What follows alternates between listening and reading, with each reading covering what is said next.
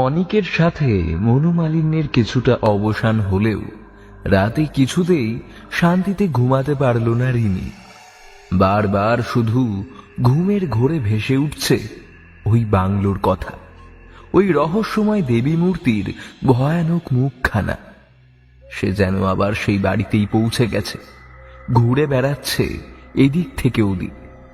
যতই বাড়ি থেকে বেরোনোর চেষ্টা করছে ততই যেন গোলক ধাঁধায় আটকে পড়েছে।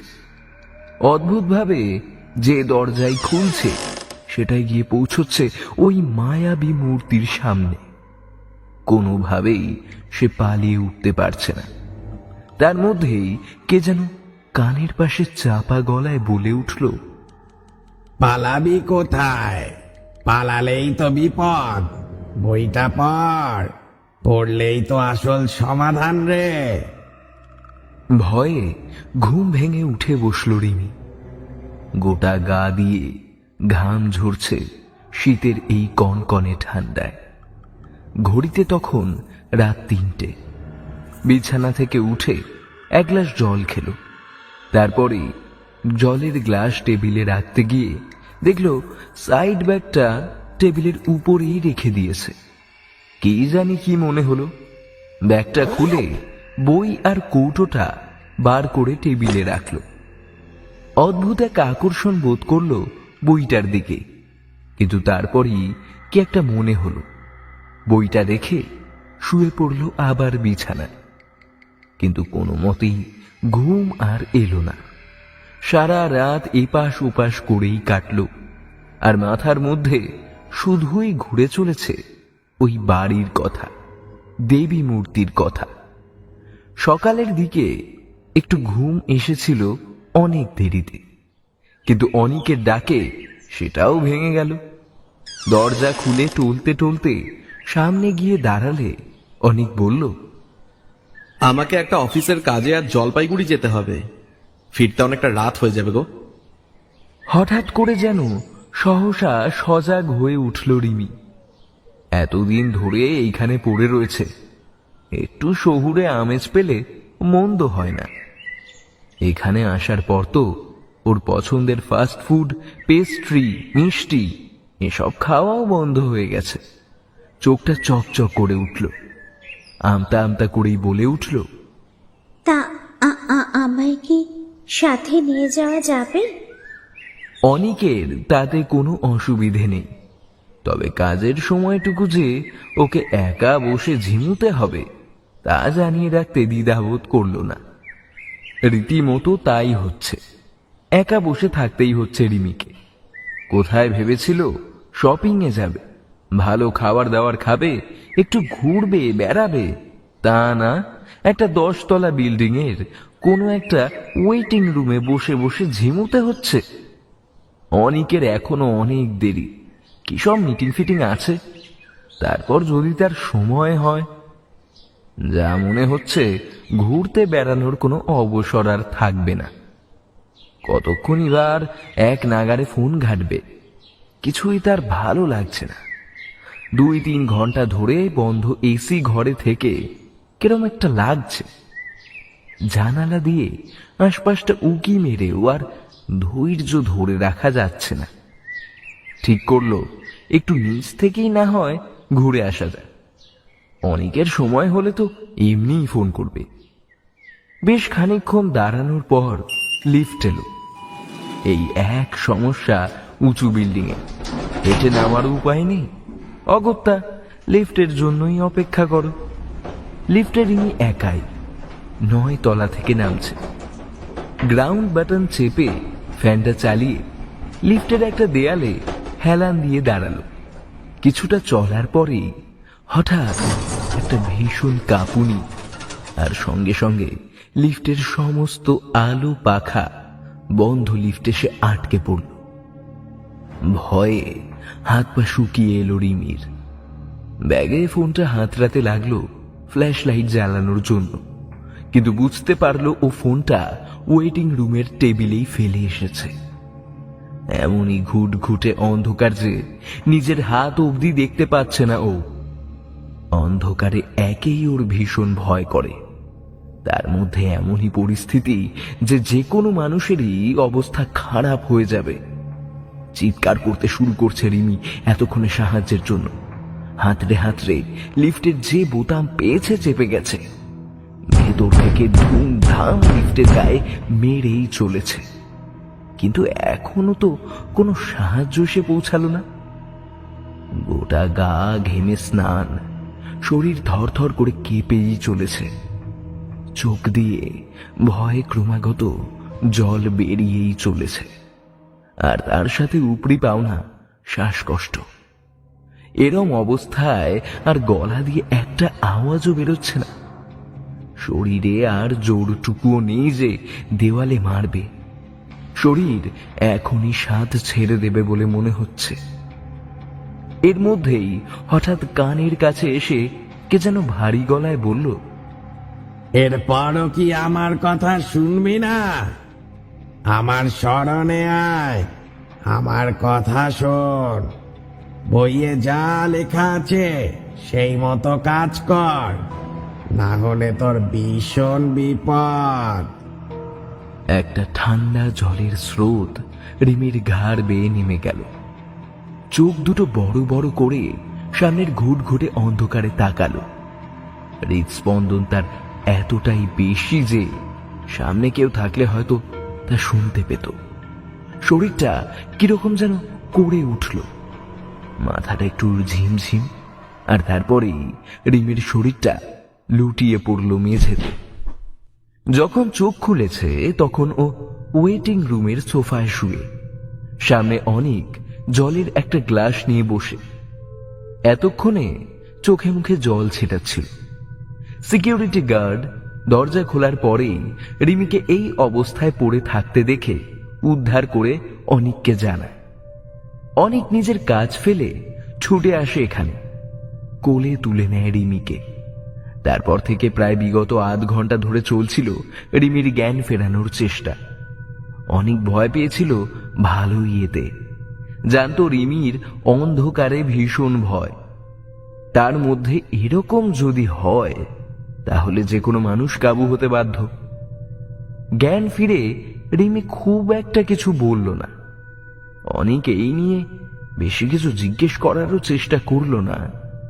একটু সন্ধে সন্ধে হতে ওরা বাইরে বেরিয়ে একটা রেস্তোরাঁয় ভালো খাওয়া দাওয়া সেরে গাড়িতে উঠতে যাবে, ঠিক এরকম সময় অনেক হঠাৎ দৌড়ে কোথায় চলে গেল।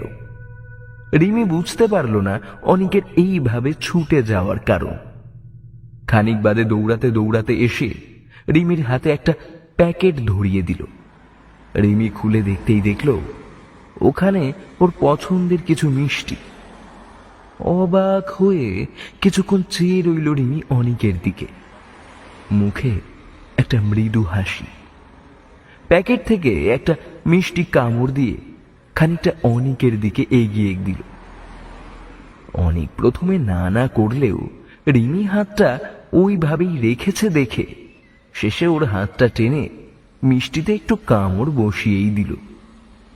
খানিকক্ষণ বাদে অনিক লক্ষ্য করল রিমি একটা ফুলের দোকানের দিকেই চেয়ে রয়েছে অনেকক্ষণ। তারপরেই একটু ঢং করে বলে উঠল, গোলাপ আমার ভীষণ প্রিয়, কিন্তু কেউ তো আর দেয় না, কি করা যাবে? অনিকও ইচ্ছে করেই বলে উঠল, আচ্ছা আচ্ছা, বুঝলাম। রিমির এই ঢংটা আরো কয়েকবার চলল, কিন্তু যখন দেখল অনিকের তাতে কোনো প্রতিক্রিয়া নেই তখন নিজেই অকপট হয়ে বলে ফেলল, আমার ওই গোলাপটাই চাই। অনিক আবার একটু মজা করে বলে উঠল, ঠিক আছে, যাও নিজে গিয়ে কিনে নিজেকেই দিয়ে দাও, এ আবার এমন কি? সহসা মুখটা ফুলিয়ে ওঠালো রিমি। অকপট হয়ে বলেই চলল গোলাপখানা দিতে। এদিকে অনিকও বেশ ভালোই মজা নিচ্ছে। সে তো কিছুতেই কিছু শুনবে না। একবার বলছে দোকান বন্ধ হয়ে গেছে, তো আরেকবার গোলাপ শেষ হয়ে যাওয়ার কথা। শেষে রিমি টানতে টানতে অনিককে নিয়ে গেল গোলাপের দোকানে। যাই হোক, তারপর অনিকই যদিও জিজ্ঞেস করলো, তা ম্যাডাম, কোন গোলাপটা আপনার চাই? ওই যে ওইটা ওইটা। গোলাপ পেয়ে তো ভীষণ খুশি রিমি। আর এদিকে অনিকও হেসে চলেছে রিমির কাণ্ড কারখানা দেখে। ঘরে ফিরতে ফিরতে অনেকটা রাত হয়ে গেছে। ফ্রেশ হয়ে রিমি সবে মাত্র একটা উপন্যাস নিয়ে বিছানায় বসলো, কি হঠাৎ মনে পড়লো সেই সকালে বেরোনোর সময় জামা কাপড়গুলো ছাদে মেলে রেখেছিল, ভুলেই গেছে নামানোর কথা। বইটা পাশে উল্টে রেখে ছাদে উঠল, জামা কাপড় তুলে খোলা আকাশের দিকে কিছুক্ষণ চেয়ে রইল। মনটা কি ভীষণ হালকা হয়ে যাচ্ছে এতে। উফ, এই মায়াবী চাঁদ অন্য দিনের থেকে একটু বেশি উজ্জ্বল। কি অদ্ভুত তার আকর্ষণ! ইচ্ছে করছে যেন এইভাবেই তাকিয়ে থাকে চাঁদের দিকে। তারপরেই মনে হলো অনেকটা সাথে থাকলে খুব একটা মন্দ হয় না। ঠান্ডা ঠান্ডা হাওয়া, তার মধ্যে এই শীতের পরিবেশে চাঁদের আলো, আর একসাথে দুজনের চাঁদের দিকে তাকিয়ে থেকে সুখ দুঃখের কথা বলা, এর থেকে বেশি সুখ হয়তো রিমি এই মুহূর্তে কল্পনাও করতে পারছে না। খানিকক্ষণ ছাদে ঘোরাফেরা করার পর বুঝল ঠান্ডার প্রকোপটা এবার বাড়ছে। না, আর ছাদে থাকা যাবে না এইবার।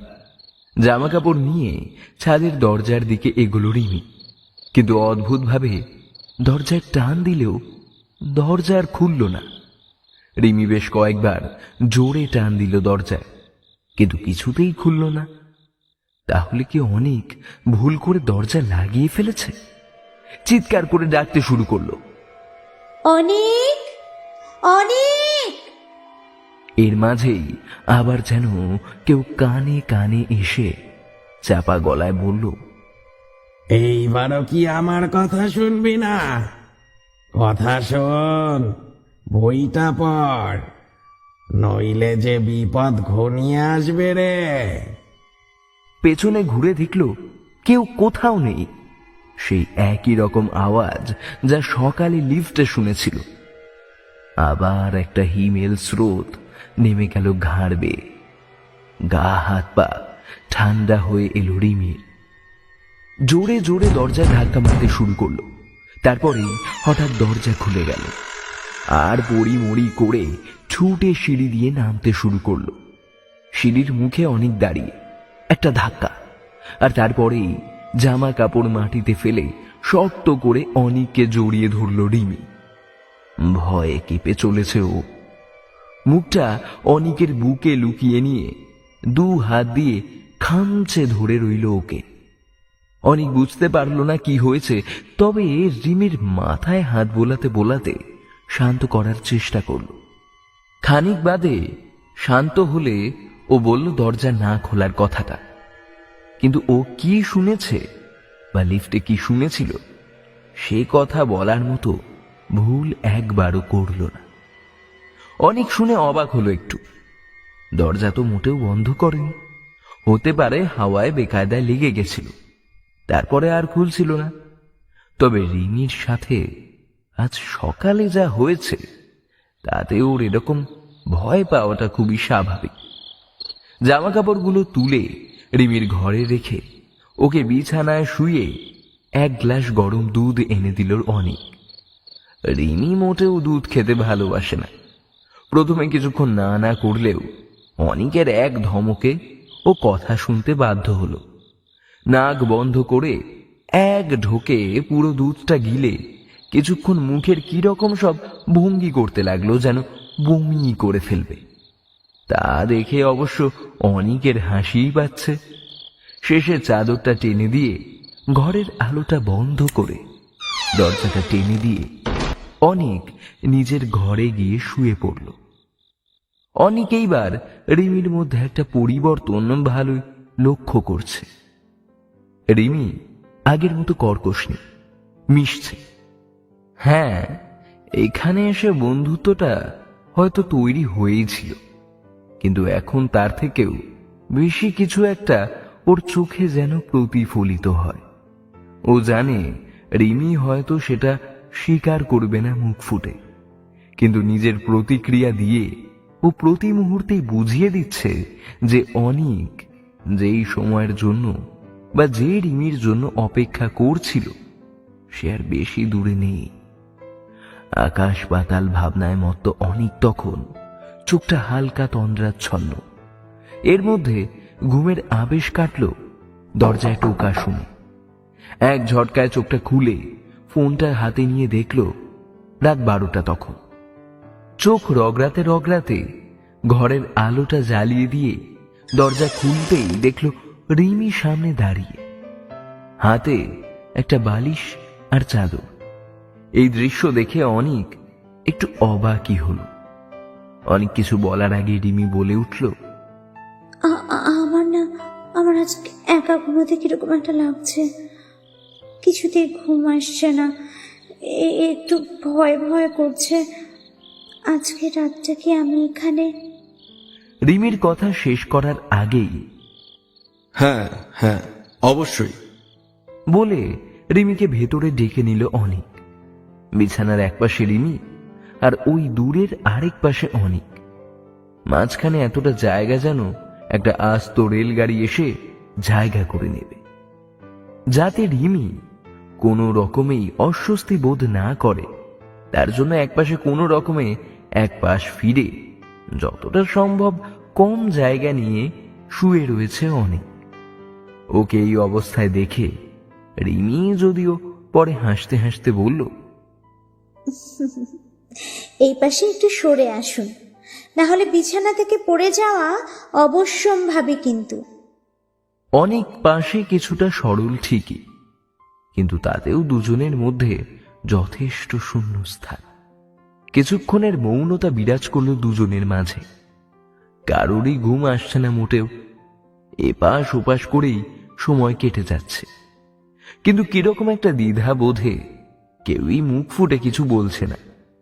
এরপরে অনেকক্ষণের নীরবতা ভঙ্গ করে অনিক বলল, আমার তো জানি না কেন একদম ঘুম আসছে না।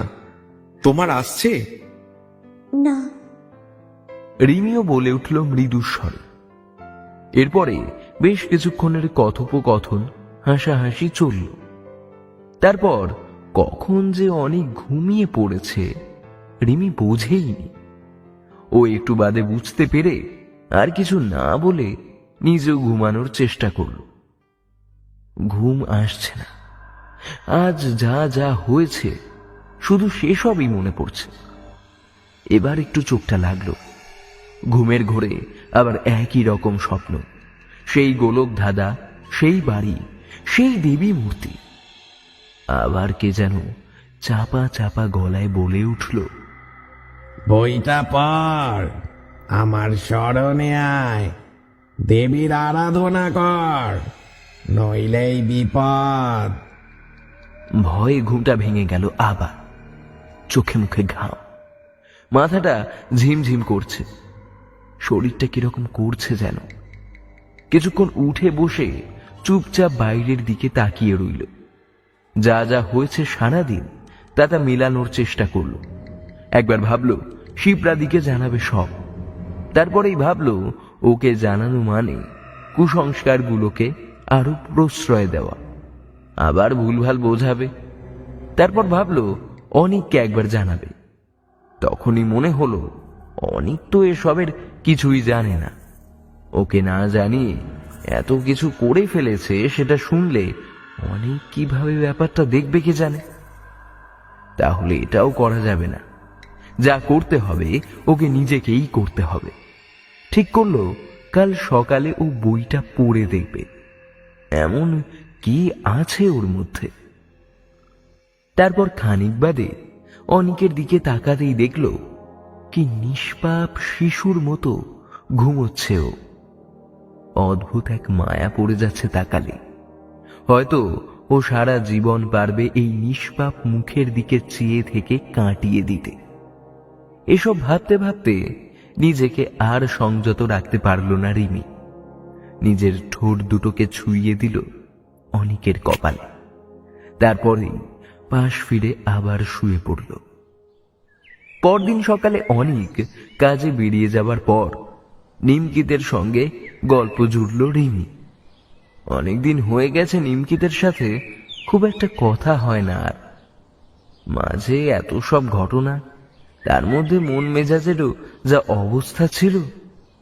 নিমকিতকে দুজনের জন্য চা পাউরুটি নিয়ে আসতে বলল রিমি। তারপরেই খাওয়ার মাঝে আবার সেই সব পুরনো গল্প বাংলো নিয়ে রিমি অনেক কিছু জেনে গেছে দেখে খুব অবাক হলো নিমকিত। ভাঙাচোরা হিন্দিতে রিমি বলল, मुझे एक बात बताओ, इतना सारा राज है उस जगह को लेकर, फिर भी किसी के मन में कोई शौक नहीं उधर जाने का। নিমকিত লাফিয়ে উঠল এসব শুনেই। বিশাল ভয়ে নাকচ করেই বলল, सपने में भी ये बात मत सोचना मेम साहब।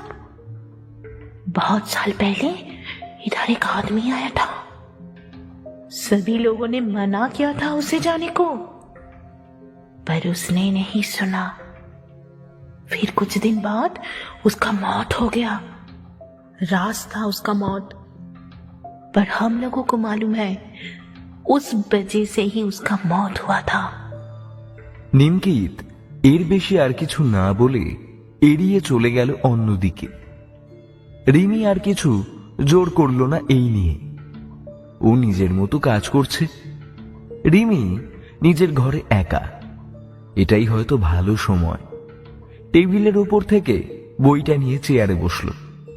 প্রথম পাতায় শুধু ছবি আর কিছু ছক, যেটা ওর মাথায় কিছুই ঢুকলো না। কয়েকটা পাতা উল্টানোর পর ওর চোখ আটকে গেল। বইয়ের একটা পাতায় সেই দেবী মূর্তির ছবি, যা ও এই বাড়িতেই দেখেছিল। পাশে বেশ কিছু বিবরণ লেখা, 2 রকমের ভাষা পরপর। একটা কোনো অজানা ভাষা, যেটা ওর বোধগম্য নয়, আর প্রত্যেক লাইনের নিচে বাংলা। বিবরণটা কিছু এই রকম: তিব্বত তন্ত্র সাধনার দেশ। সময়ে সময়ে এখানে বিভিন্ন দেবদেবীর তন্ত্র রূপের সাধনা করা হয়েছে। তন্ত্র সাধনা সর্বদাই অপার শক্তির সম্ভার। দেবদেবী সন্তুষ্ট হলে বিশ্বব্রহ্মাণ্ডের অনেক জানা অজানা শক্তিকে অবধি কাবু করা যায়। বহু বছর আগে 17 শতকে এক প্রাচীন দেবী শক্তির আরাধনা শুরু হয়। দেবীর অতঙ্গী, রাক্ষসগণের পূজ্যায়ী দেবী। ওনার আরাধনায় অমরত্ব লাভের যোগ। কঠোর তন্ত্রের সাধনা দ্বারা তাকে সন্তুষ্ট করা সম্ভব। হাকিনী মন্ত্রে সাধনার পর হাকিনীর থেকে রক্তপুষ্প লাভ করে দেবীকে সমর্পণ করতে হয়, আর তার সাথে তরতাজা এক শিশুর কেটে রাখা মাথা। দেবীকে সন্তুষ্ট করা ভীষণ কঠিন। সাধনায় একটি মাত্র ছোট্ট ভুল হলেও দেবী বিরূপ হন।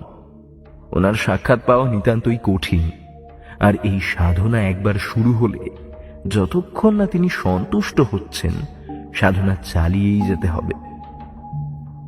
সাধনা মাঝপথে ছাড়লে মৃত্যু অনিবার্য। যে হাকিনী এসে রক্তপুষ্প দিয়ে গেছিল, সেই নির্ঘাত প্রাণ কেড়ে নেবে। সাথে এটাও লেখা, কোন সমর্পিত সাধক যদি নিজের সর্বস্ব উজাড় করে দেবীর সাধনা করে, কিন্তু অন্যের কারণে সাধনা চলাকালীন তার মৃত্যু হয়, তবে পরবর্তীকালে অন্য কেউ সাধনা শুরু করলেও প্রথম সাধক অন্য দেহের মাধ্যমে নিজের যথোচিত গন্তব্যে পৌঁছতে পারবে। সেক্ষেত্রে সমস্ত সাধনার ফল সেই পাবে, আর এই প্রক্রিয়া ক্রমাগত চলতেই থাকবে, এক সাধক থেকে অন্য সাধক। তারপরেই দেবীর আরাধনার উপকরণ নিয়মাবলী লেখা। এসব দেখে রিমির ভীষণ হাসি পেল। যা নয় তাই এখানে লেখা। পুরনো দিনের মানুষ কতটা বোকা হলে যে এসব করতে পারে, তা ওর মাথায় কুলোচ্ছে না। কিন্তু এসবের মধ্যে যেন একটা অদ্ভুত রকম মাদকতা অনুভব করলো ও। শুধু মনে হচ্ছে সময় তো এমনিই কাটে না এখানে, তাহলে তো বইয়ে যা লেখা আছে তা করাই যায়। এতে অসুবিধে তো কোনো নেই, মজাও হবে বেশ এতে। আর মানুষ কতটা ভণ্ড তার প্রমাণও মিলবে। যা যা দরকার লাগে সেগুলো একটা কাগজে লিখে নিমকিতকে আনতে পাঠালো। নিমকিতের একটু অবাকই লাগলো বটে যে ছোট ছোট ঘি, মধুর শিশি, বিভিন্ন পুজোর উপকরণ, লাল শাড়ি, রুদ্রাক্ষের মালা, রং বেরঙের আবির, রক্তজবা ফুল, মাটি, ছাই এসব নিয়ে মেম সাহেব কি করবে। তারপর ভাবলো এসবের জন্য যখন এক্সট্রা টাকা পাচ্ছে তাতে ওর আর কি, বড় লোকদের ব্যাপার, টাকা আছে, যা পারুক করুক। নিমকিত সব কেনাকাটা করে নিয়ে এলে ওকে দিয়ে বন্ধ পড়ে থাকা চিলে কোঠার ঘরটা পরিষ্কার করাল। নিমকিতকে তাড়াতাড়ি বাড়ি পাঠিয়ে দিয়ে জিনিসপত্র নিয়ে সদ্য স্নান করে ভেজা চুলে লাল শাড়ি আর রুদ্রাক্ষের মালা পরে ওই ঘরে গিয়ে বসল। বইয়ে যেরকম লেখা রয়েছে সেরকম ভাবেই 4টে বড় মোমবাতি নিয়ে ঘরের 4 কোণায় জ্বালিয়ে দিল। আর ঘরের ঠিক মাঝ বরাবর একটা মাটির প্রদীপ। সেটা অবশ্য সব গোছগাছ হয়ে গেলে তখনই জ্বালানোর কথা। প্রদীপের চারপাশটা একটা গোল কেটে দিল। তারপরে সাদা আবির দিয়ে বড় একটা চতুর্ভুজ, তারপরে জায়গা ছেড়ে ছেড়ে বিভিন্ন রঙের আবির দিয়ে একটার পর একটা চতুর্ভুজ এঁকে চলল। গোলকে ঘিরে যে কত চতুর্ভুজ, আর তার মধ্যে আরো কয়েকটা দাগ কেটে যেমন ছবিতে দেওয়া রয়েছে সেরকম আঁকতে শুরু করল। এরপর শেষে নিজের কপালে ছাই লাগিয়ে মাটি জল দিয়ে মেখে একটা মানুষের মতো মূর্তি তৈরি করলো পদ্ম পাতার উপরে। এরপর যা যা মন্ত্র লেখা রয়েছে বইয়ে সেরকম ভাবেই উচ্চারণ করতে শুরু করলো। প্রথম মন্ত্রটা 2 লাইনের, সেটাই আজ সারা দিন বলে চলতে হবে। ভীষণ বোকা বোকা লাগলো ব্যাপারটা, কিন্তু কিছু করার নেই। প্রদীপটা জ্বালিয়ে কাজ শুরু হলো। অনেকক্ষণ বাদে বসে থাকতে থাকতে পিঠ ধরে গেছে, তাই সেদিনের মতো সেখানেই বিরাম। সাধনা শেষ করার নিয়মাবলী লেখা রয়েছে, সেইভাবে পড়েই শেষ করতে হবে, অন্যথা বিপদ। রিমি সেই মতো সব করে মোমবাতিগুলো নিভিয়ে শাড়ি ছেড়ে ঘরের এক কোণে রেখে ঘরের বাইরে তালা মেরে চলে গেল। কাক পক্ষীতেও টের পেল না যে আজ কি হয়েছে এই বাড়িতে। অনেক কাজ থেকে ফিরেছে, বেশ কিছুটা গম্ভীর লাগলো ওকে। রিমির সাথে অন্যদিন যেমন মাখো মাখো হয়ে কথা বলে সেই ভাবটা আজ আর নেই। রিমি বারবার জিজ্ঞেস করলো, কি হয়েছে? কি হয়েছে বলো না প্লিজ, আরে বলো না কি হয়েছে। কিন্তু অনেক তেমন কিছু উত্তর দিল না, শুধু বলল, আজ আমি ভীষণ ক্লান্ত। রিমিও খুব একটা জোর করলো না। রাতের খাওয়া দাওয়া সেরে অনেক তাড়াতাড়ি শুয়ে দরজায় খিল দিয়েছে। খানিক বাদে দরজায় টোকা। সামনে আজও রিমি বালিশ আর চাদর হাতে দাঁড়িয়ে। রিমি জানালো, আজ থেকে আমি এই ঘরেই শোব। তাতে অনেকের তেমন কোনো যায় আসলো না এই ব্যাপারে। দরজার সামনে থেকে সরে গিয়ে বিছানায় শুয়ে পড়ল। রিমি বুঝতে পারল না কি এমন হয়েছে হঠাৎ যে অনিকের কিছুতেই যায় আসছে না। শুয়ে শুয়ে রিমি অনিকের সাথে কথা বলার চেষ্টা করল, কিন্তু সকালে তাড়াতাড়ি উঠতে হবে এই অজুহাত দিয়ে অনেক কোনো কথা না বলেই ঘুমিয়ে পড়ল। রিমির খারাপ লাগলো, কিন্তু ও কিছু বলল না, পাশ ফিরে শুয়ে পড়ল। সেদিন রাতে আবার স্বপ্নে কেউ একজন একই গলায় চাপা সুরে বলল, এই তো তুই আমার কথা শুনেছিস, আমার কথা মতো চল, তোরও মঙ্গল হবে, দেবীর সাধনা কর। পরদিন সকালে অনেক বেরিয়ে যাওয়ার পর নিমকিতকে তাড়াতাড়ি বাড়ি পাঠিয়ে দিল রিমি। তারপরেই আবার চিলে কোঠার ঘরে গিয়ে আগের দিনের মতো সাধনা শুরু। সাধনা শেষে আবার সব আগের মতো বন্ধ করে বেশভূষা ত্যাগ করে নিচে নেমে এলো। অনিকের ব্যবহার আজও আগের দিনেরই মতো। ওর হঠাৎ এরকম পরিবর্তনের কারণও বুঝতে পারছে না। কোনো কারণে কি খারাপ লেগেছে? কিন্তু সেটাও তো বোঝবার উপায় নেই। তাহলে কি শিপ্রাদি বা প্রবীরদা কিছু জানিয়েছে? একবার ভাবলো শিপ্রাদিকে জিজ্ঞেস করবে, তারপর ভাবলো সেটা না করাই হয়তো ঠিক হবে। রোজ একই নিয়মে রিমির তন্ত্র সাধনা চলতে থাকলো। আজকাল যেন ওইসব করে আনন্দ পায়। একটা অদ্ভুত ভালো লাগা তৈরি হয়ে গেছে ওর এসবে। কি করছে, কেন করছে কিছু জানে না, কিন্তু অদ্ভুত এক মাদকতা গ্রাস করেছে ওকে। একা সময় এসব করতে ওর আজকাল ভালোই লাগে। আর সাধনার যা যা জিনিসপত্র লাগে তা নিমকিতকে দিয়ে আনায়। ওদিকে দিন দিন অনেক কিরকম যেন বদলে যাচ্ছে। আগের মতো আর কথা বলে না, একটুতেই রেগে যায়। রিমি কথা বলতে গেলে এড়িয়ে যায়। রিমির ছোটখাটো ব্যাপারে রেগে কথা শুনিয়ে দেয়। প্রথম প্রথম ভীষণ খারাপ লাগতো রিমির, ঝগড়া ঝামেলাও হয়েছে অনেক। এসব নিয়ে আজকাল আর রিমি ভাবে না, অনেককে নিজের মতো থাকতে দেয়। আর ও নিজেও ব্যস্ত এখন নিজের জগতে, ওর তন্ত্র সাধনা নিয়ে। দুজনে দুজনের মতো নিজের জগতে নিজের ভালো লাগা নিয়ে থাকছে। আর এদিকে ওদের মধ্যে তৈরি হচ্ছে এক অদৃশ্য ফাটল। সম্পর্কটা সবে মাত্র তৈরি হতে শুরু করেছিল, কিন্তু এর মধ্যেই আবার ভিত নড়বড়ে হয়ে পড়ছে। সবকিছু হয়তো এইভাবেই চলতে পারত, কিন্তু ভগবানের ইচ্ছে কিছু অন্যরকম। পরদিন দুপুরের দিকে অনেক প্রবীরদা আর শিপ্রাদিকে নিয়ে ঘরে এলো। দুপুরবেলার সময়টা একান্তই রিমির তন্ত্র সাধনার সময়। এই সময় বাধা পড়লে রিমির ভীষণ রাগ হয়।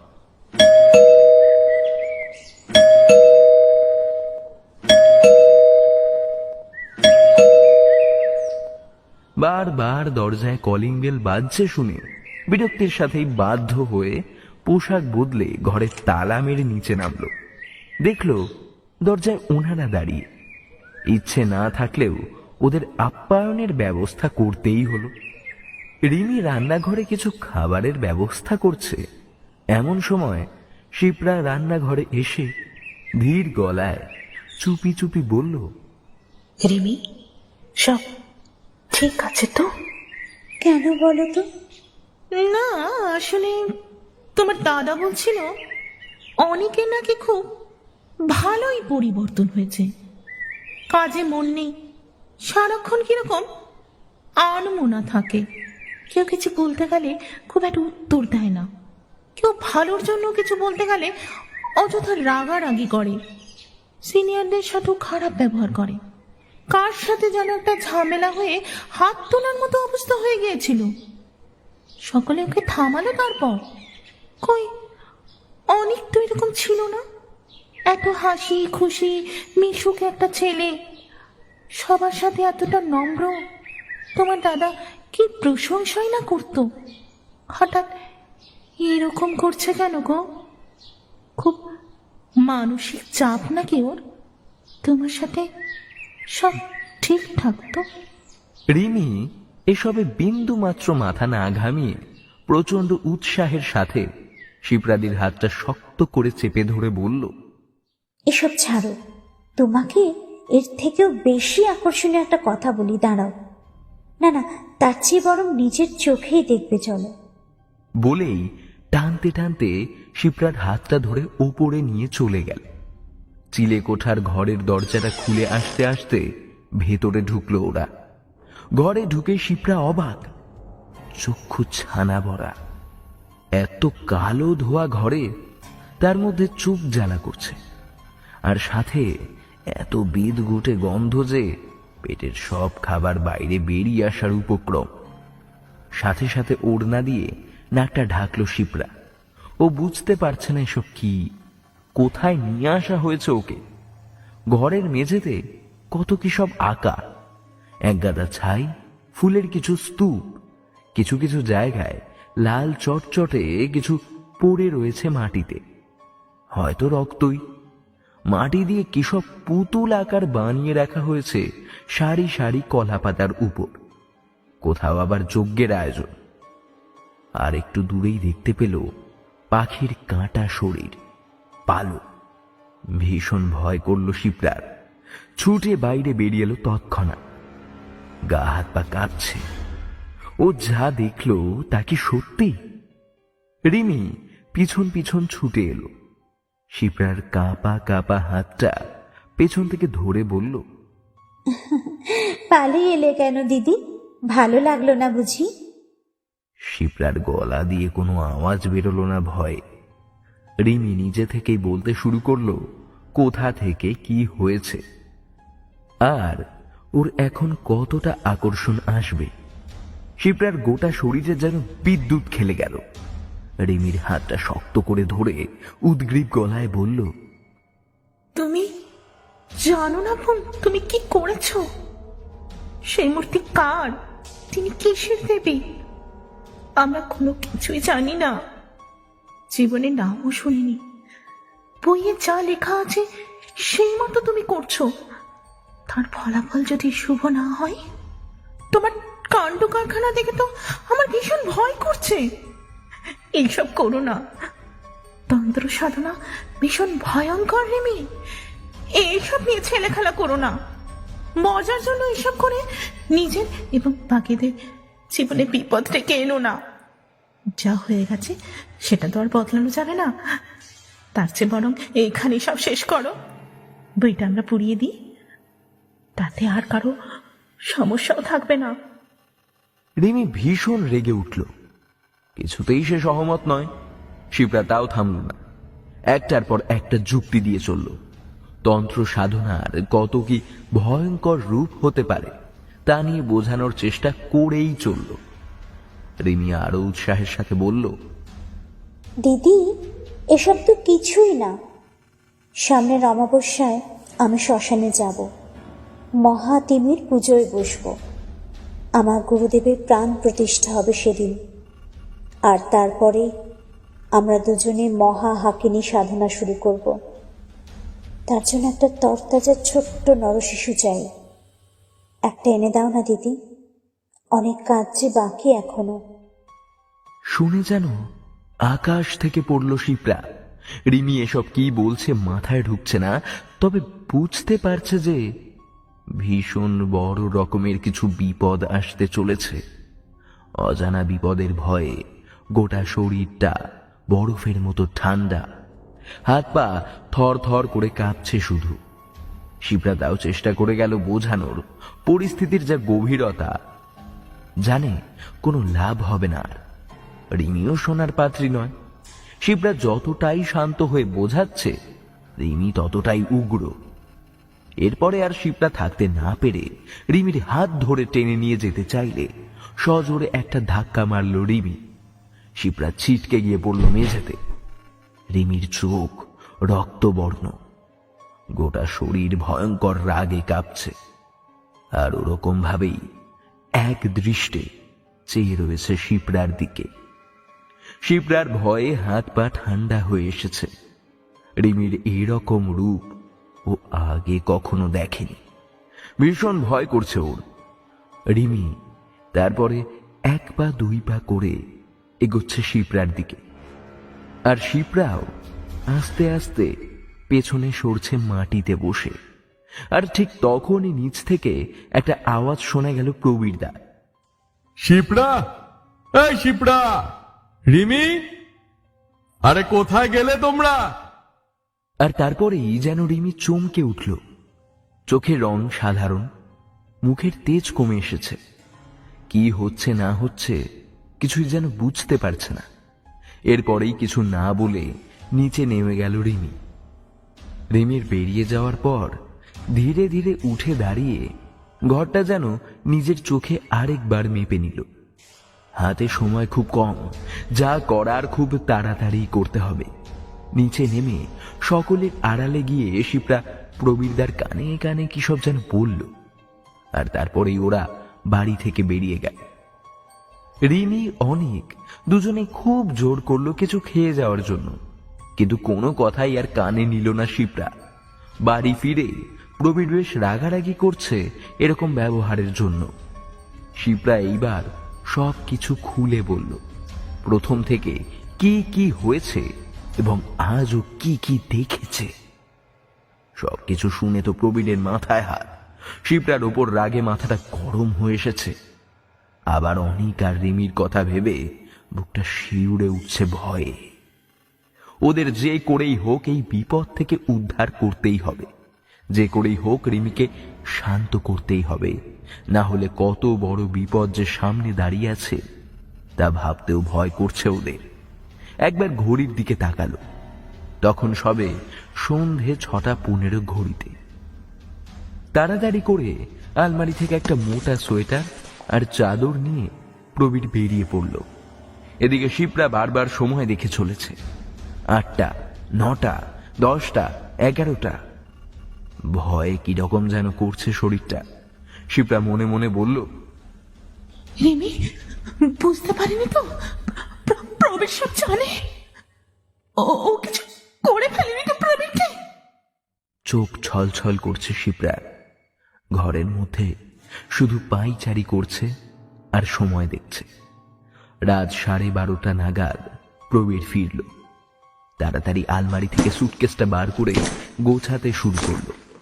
শিপ্রা কিছু জিজ্ঞেস করার আগেই প্রবীর বলল, কাল সকালের ট্রেনে আমি কলকাতা যাচ্ছি, হাতে সময় খুব কম।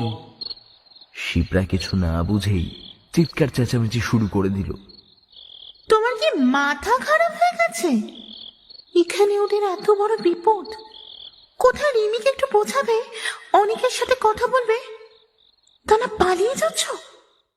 খুব বিরক্তির সাথে একবার শিপ্রার দিকে তাকালো প্রবীর, তারপরেই বলল, সমস্যাটা কি সেটাই যখন জানি না, তাহলে সমাধান করব কি করে? জমিদারের বাড়ি অ্যাড্রেসটা নিয়ে এসেছি, ওখানেই সমস্ত প্রশ্নের উত্তর মিলবে। পরদিন সকালে বাড়ি থেকে বেরিয়ে পড়ল প্রবীর। পরশুদিন সকালে পৌঁছেছে কলকাতা, তারপরেই শটান বেগবাগান। বাড়িটা চিনতে খুব একটা অসুবিধে হলো না। দরজায় কড়া নাড়তেই কম বয়সী একটি মেয়ে এসে দরজা খুলল। বয়স 20-21 হবে। দিশেগাঁও জায়গাটার নামই শোনেনি সে। বসার ঘরে সোফায় বসতে গিয়ে ভেতর থেকে তার বাবাকে ডেকে আনলো। তিনি এসে সামনের চেয়ারে বসলেন। মুখটা বেশ গম্ভীর। ওই জায়গা থেকে কেউ কখনো এখানে আসতে পারে সেটা তার কল্পনার বাইরে। বহু বছর ধরে ওদিকের সাথে কোনো সম্পর্ক নেই, পূর্বপুরুষের কাছ থেকে শুধুমাত্র নামই শোনা। তাই হয়তো অবাক হওয়াটা খুবই স্বাভাবিক।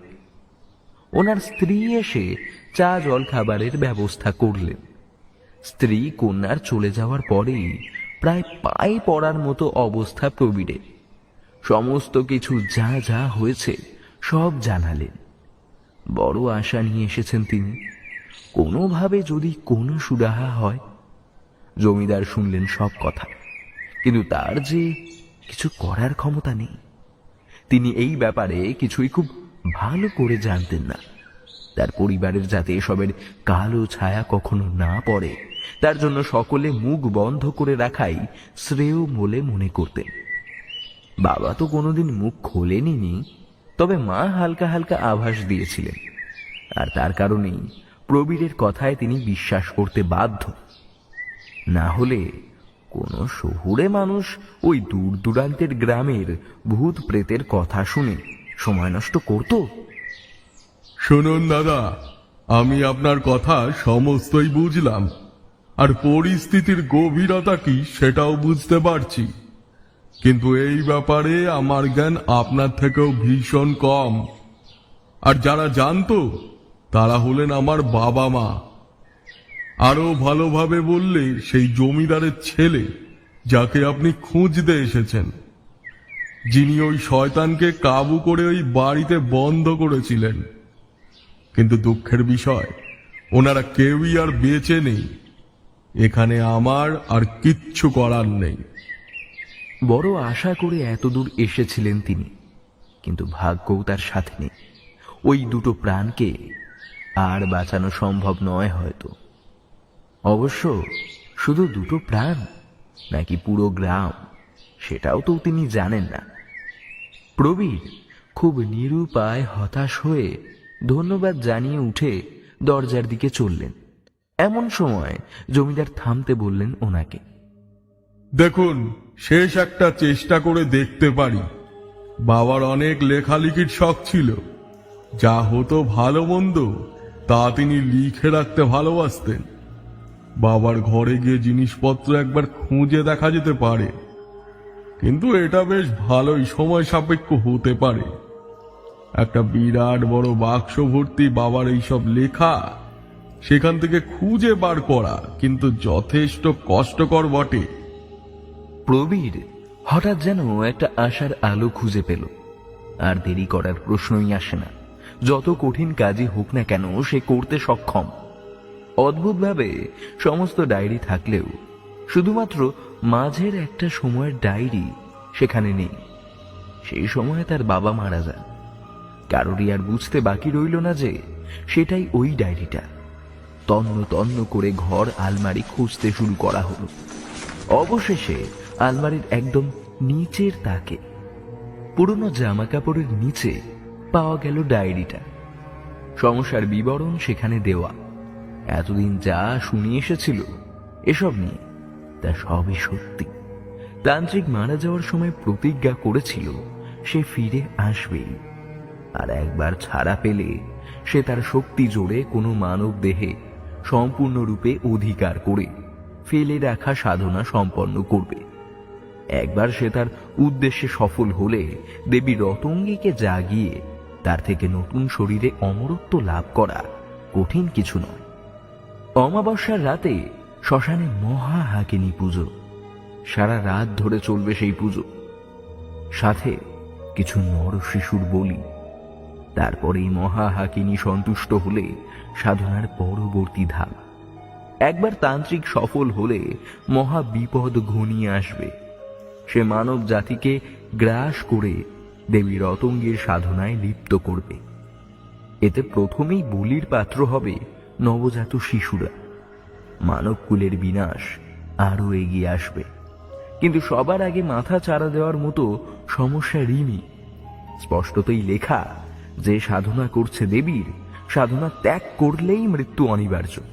এক্ষেত্রে জোর করে রিমিকে আটকানো মানে ওকে মৃত্যুর মুখে ঠেলে দেওয়া। এইবার রিমির মতো একজন হিংস্র তন্ত্র সাধিকার সাথে থাকার কারণে অনিকের জীবনও এখন বিপদের সম্মুখীন। সমস্যার সমাধান করার কোনো উপায় তাতে লেখা নেই। তবে যা জানা গেল, সমস্যার মুখে পড়ে তিনি তার গুরুদেবেরই দ্বারস্থ হয়েছিলেন। প্রবীরের কাছে সেই একটি মাত্র উপায়ই পড়ে রইল এখন। তাড়াতাড়ি চলে গেলেন গুরুদেবের আশ্রমে। যেই ভয়টা তিনি পাচ্ছিলেন সেটাই হল, গুরুদেব আর বেঁচে নেই। আর সেটাই স্বাভাবিক ছিল। এখন যিনি আশ্রমের অধিকর্তা তিনি খুব একটা পারদর্শী নন এইসব ব্যাপারে। তিনি আশ্রমের সকল বয়োজ্যেষ্ঠ এবং তন্ত্র সাধনায় জ্ঞান রাখে এমন সকলকে ডেকে পাঠালেন। কেউই এগিয়ে এলো না। সকলেরই ভাষা ভাষা জ্ঞান বা হয়তো জীবনের ভয়। এর মধ্যেই 1 বছর 25-এর তরুণ আর্য এসে আওয়াজ তুলল। তার ঠাকুরদাদা তন্ত্রের সাধক ছিলেন, তাই এই বিষয়ে খানিকটা জ্ঞান তিনি দিয়ে গেছেন। আর তার চোখে মুখে এক অদ্ভুত তেজ। তন্ত্রের এই রূপের সম্মুখীন হওয়ার জন্য যেন সে এতদিন অপেক্ষা করছিল। কিন্তু আশ্রমের কেউই তার উপর আস্থা রাখতে পারছে না। তাকে জেনে শুনে এরকম বিপদের দিকে ঠেলে দিতে সকলেই নারাজ। কিন্তু আর্যর বিশ্বাস আর জেদের কাছে তারাও ঝুঁকতে বাধ্য হল। প্রবীরের কাছেও আর কোনো উপায় নেই। যা হাতের কাছে পাচ্ছে তা দিয়েই সমস্যা সমাধানের চেষ্টা করতে হবে তাকে। আর্য দৌড়ে গিয়ে তার ঘর থেকে কিছু জিনিসপত্র নিয়ে এসে প্রবীরকে বলল, চলুন চলুন, আমাদের তাড়াতাড়ি বেরোতে হবে। প্রথম ট্রেন ধরেই যেতে হবে। কালই কিন্তু অমাবস্যা। বিপদটা যেন আরো একটু বেশি অনুভব করলো প্রবীর। এতক্ষণ মাথায় ছিল না যে সেই ভয়ঙ্কর দিনটা কালই আসতে চলেছে। সময় নষ্ট না করে তারপরেই ওরা বেরিয়ে পড়ল। দিশেগাঁও পৌঁছতে পৌঁছতে সন্ধে হয়েছে। এতক্ষণে অমাবস্যার তিথি শুরু হয়ে গেছে। হাতে সময় একদম নেই। সারা রাস্তা চিন্তায় একাকার প্রবীর আর আর্য ক্রমাগত পড়ে চলেছে পুরনো পুঁথিপত্র, দাদুর কাজের বিবরণ, আরো সবকিছু। যেমনটা ঠিক হয়েছিল সেরকম ভাবেই কাজ শুরু করা। প্রবীর আর্যকে নিয়ে অনিকদের আবাসনের সামনে এলে আর্য সিঁদুরের থালা হাতে বাইরে দাঁড়িয়ে রইল। তার আগেই বাড়িটার চারপাশে চালের গুঁড়ো দিয়ে দাগ কেটে রাখল, শুধু দরজাটুকু বাদ। পরিকল্পনা মতো ঘরের ভেতরে ঢুকে প্রবীর মন্ত্র জপ করা গঙ্গা জল রিমির গায়ে ছিটিয়ে দেবে, কিন্তু সেরকম আর হলো না। প্রবীর যে ভয়টা পাচ্ছিল সেটাই ঘটল। রিমি বাড়িতে নেই। অনেক চোখ রগড়াতে রগড়াতে এসে দরজা খুলল। অনেক কিছুই জানে না রিমি কোথায়, তবে প্রবীরদার মুখ চোখের অবস্থা দেখে ভালোই বুঝলো নিশ্চয়ই কোনো বিপদ ঘটেছে। আর কোনো উপায় না দেখে প্রবীরদা অনিককে সমস্ত ঘটনার বিবরণ দিল। তা শুনে তো অনিক হেসেই গড়াগড়ি। কিছুতেই ওর বিশ্বাস হয় না এসব আজগুবি তন্ত্র সাধনা, ভূত প্রেতের এসব ব্যাপারে। প্রবীরদাকে রেস্ট নিতে বলে অন্য কাজে ব্যস্ত হয়ে পড়ল অনিক। প্রবীরদা বারবার বিশ্বাস করানোর চেষ্টা করলেও কোনো লাভ হচ্ছে না দেখে রেগে বাড়ি থেকে বেরিয়ে যাওয়ার জন্য উদ্যত হল। অনিক নিজের ভুল বুঝতে পারল। প্রবীরদার সাথে এরকম রসিকতা করা শোভা পায়নি। সে বিশ্বাস করে না রিমি তন্ত্র সাধনা করতে পারে, কিন্তু এটাও যে সত্য রিমিকে খোঁজা আবশ্যক। সন্ধে হয়ে গেছে, বাড়িতে নেইও, ফোনের নেটওয়ার্কও নেই। এরকম হলে স্বাভাবিক একটা চিন্তার জাগরণ হয়। অনিকের একার পক্ষে রিমিকে এখন খুঁজে পাওয়া সহজ নয়। তাই প্রবীরদার সাথে বেরোল রিমিকে খুঁজতে। বাইরে বেরিয়ে আর্যকে দেখে অনিক অবাক। কই, প্রবীরদা তো এত কিছু বলল, কিন্তু এই কথাটা বলল না। প্রবীরদার এইসব বাড়াবাড়ি দেখে যেন অনিকের মাথায় আগুন ধরে উঠল। তাহলে কি প্রবীরদা রিমিকে সত্যি অশুভ শক্তির উপাসক বলে মনে করছে?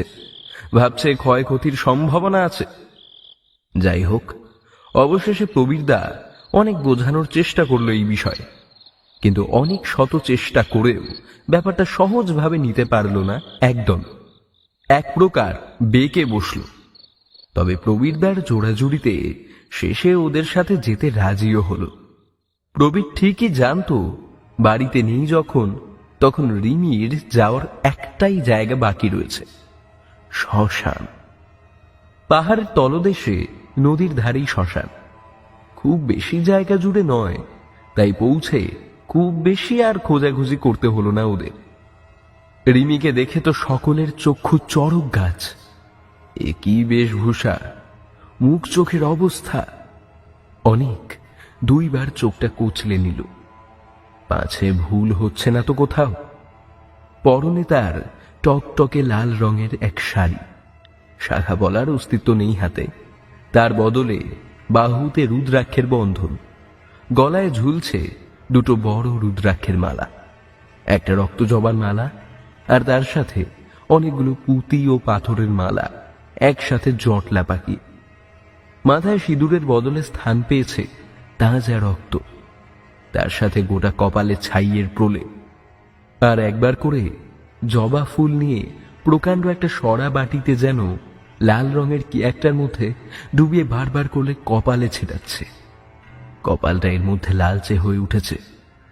পরে সকলেই বুঝলো সেটা রক্ত ছাড়ার কিছুই নয়। তবে এর থেকেও ভয়ানক হলো ওর বসে থাকার কায়দা। কোথা থেকে একটা মাঝবয়সী মহিলার মৃতদেহ জোগাড় করে তার উপরেই ধ্যান করতে বসেছে। সামনে তিনটে মাথার খুলি রাখা, একবার করে কিসব যেন মন্ত্র আওড়াচ্ছে, আর তারপরেই তার একটা বড় হাড় দিয়ে একবার করে খুলির উপরে সশব্দে মারছে। রিমির এরকম রূপ কেউ কখনো স্বপ্নেও কল্পনা করতে পারছে না। অনেক নিজের চোখকে বিশ্বাস করতে পারছে না। একবার ছুটে যেতে চাইল রিমির কাছে, এসব কি করছে ও, তার উত্তর জানতে চাইবে সে। কিন্তু প্রবীর আর আর্য তৎক্ষণাৎ তাকে আটকে ফেলল। রিমি যে গভীর সাধনায় মগ্ন, তাকে কোনো মতেই অপ্রস্তুতভাবে বাধা দেওয়া যাবে না। অনেক অপ্রাকৃতিক শক্তির অধিকারী সে এখন। তার মধ্যে তার তন্ত্র সাধনায় বাধা পড়লে মৃত্যুর সম্ভাবনা প্রবল। তাই সঠিক সময়ের অপেক্ষা করতেই হবে। আর্য কোনো একটা বই পুটলি থেকে বার করে কি যেন খুঁজে চলল। খানিক বাদে জানালো রাত 12টা পর্যন্ত অপেক্ষা করতেই হবে। সেই সময় রিমি তার পরিকল্পনা মতো গুরুদেব সাধকের প্রাণ প্রতিষ্ঠার জন্য নিজের সমস্ত তন্ত্রশক্তিকে সমর্পণ করবে। গভীর ধ্যানের সময়, সেই সময় রিমি সবচেয়ে দুর্বল। তখনই পুঁথিতে যা লেখা রয়েছে সেই মতো সকল কাজ করতে হবে, অন্যথায় আমাদের হাতে আর কিছু উপায় বাকি থাকবে না। ঘড়িতে তখন সবে রাত 8টা। ওরা একটা বিশাল গাছের পেছনে দাঁড়িয়ে রিমির উপর নজর রাখতে লাগলো। রিমির কিরকম যেন ভয়ঙ্কর আচরণ, কখনো বিশাল হাসছে, কখনো মাটিতে লুটিয়ে পড়ে যেন কিছু ভিক্ষে চাইছে, কখনো আবার নবজাত শিশুর মতো করুণভাবে কাঁদছে। আর্য একে একে রিমির অদ্ভুত আচরণের কারণ বর্ণনা করে চলল। ওর বুঝতে সমস্যা নেই যে ও তন্ত্রের সাধনায় যাকে ডাকছে তিনি বারবার বিভিন্ন রূপে এসে মায়ার সৃষ্টি করছে, আর রিমিও সেই মায়ায় জড়িয়ে সেই রূপ ব্যবহার করে চলেছে। ওদিকে রিমি নিজের অস্তিত্ব পুরোপুরিভাবে হারিয়ে ফেলেছে। সে কে, কি তার পরিচয়, কোনো কিছুই এখন তার মনে নেই। শুধু একটাই কথা জানে সে, গুরুদেবের প্রাণ প্রতিষ্ঠা করতে হবে। নতুন দেহ তাকে প্রদান করে নিজের জন্ম সার্থক করতেই হবে। সেই মতো স্বপ্নাদেশ পেয়েছে অনেক আগের থেকেই। বই পড়ে যতটা না জেনেছে তার থেকে অনেক বেশি দেখেছে স্বপ্নে। আর রিমির ভক্তির জোরে গুরুদেব যেন স্বয়ং প্রকট হয়েছেন ধরিত্রীতে। ছায়ার মতো সবসময় গুরুদেব তার পাশে থাকেন, প্রতিটা কাজে পথ দেখিয়ে দেন, কিভাবে কি করতে হবে সব গুরুদেব তাকে বলেন। আর রিমি চোখ বুজে সেই কাজ অক্ষরে অক্ষরে পালন করে। আজও ঠিক তাই করছে। চোখ বন্ধ করে রিমি এখনো সাধনা করে চলেছে। পাশ থেকে গুরুদেব চিৎকার করে কি একটা মন্ত্র বললেন, আর বললেন, দেখিস এইবার তোর সামনে বাধা আসবে, মায়ার সৃষ্টি হবে, তোকে ভয় দেখানোর চেষ্টা করা হবে। তুই কিন্তু ভয় পাস নে, ভয় পেলি কি সব নষ্ট, আমাকে আর তুই ফিরে পাবি না রে। এরপরেই গুরুদেবের আওয়াজ কোথায় যেন মিলিয়ে গেল। তারপরেই কিছু কোলাহল শোনা গেল। কারা যেন হাসির খিলখিল আওয়াজ করতে করতে এদিকেই ছুটে আসছে। হঠাৎ করে 7-8 জন বালক বালিকার দল আশেপাশের গাছের পেছন থেকে দৌড়ে ছুটে এলো। কাছে এসে এসে ওরা মা মা বলে চিৎকার করে উঠল। কি ব্যাকুল করা তাদের গলার আওয়াজ! সাধিকা থেকে যেন মা হয়ে ওঠার এক তীব্র বাসনা জাগিয়ে তোলে। রিমির ভেতরে কি যেন নাড়া দিচ্ছে। অদ্ভুত এক মাতৃত্ববোধ কাজ করছে। ইচ্ছে করছে সাধনা ছেড়ে বাচ্চাগুলোকে জড়িয়ে ধরতে। অন্তরাত্মা যেন সাধনা চায় না, চায় ওই বাচ্চাগুলোর ভালোবাসা, এক অদ্ভুত মমতার বাঁধন। পরের মুহূর্তে আবার গুরুদেবের কথা মনে পড়ল। বাচ্চাদের আওয়াজে, কথায় কোনো রকম উত্তর দিল না রিমি। এক ফোঁটা নড়ল অবধি না। বেশ কিছুক্ষণ এরকম চলার পর বাচ্চাদের আওয়াজ কোথায় যেন মিলিয়ে গেল। রিমি আবার মনোনিবেশ করতে পেরেছে। খানিক বাদে শোনা গেল কিছু পুরুষের স্বর। কিছু পুরুষ তার কাছে এসে তার রূপের বর্ণনা শুরু করেছে। প্রশংসায় তারা পঞ্চমুখ। এমন তাদের কথাবার্তা যে নিজেকে ধরে রেখে এক নাগারে সাধনায় মন দেওয়া খুব কঠিন। মাঝে প্রশংসা থামলে ইচ্ছে করে অন্তরাত্মার তাদের জিজ্ঞেস করতে, তারপর কিন্তু সাধনায় বিচ্যুতি ঘটবে যে। এরপর পুরুষদের কথাগুলো আরো তীব্রতা পেল যেন। রূপের প্রশংসা ছেড়ে এইবার লালসা ভেসে উঠছে তাদের বাক্যে। কত রকমের নোংরা সব প্রস্তাব, মিলনের লোভ তাদের বাক্যে প্রতিফলিত হচ্ছে। এরপরেই রিমি অনুভব করল কারা যেন তার কাছে, খুব কাছে আসার চেষ্টা করছে।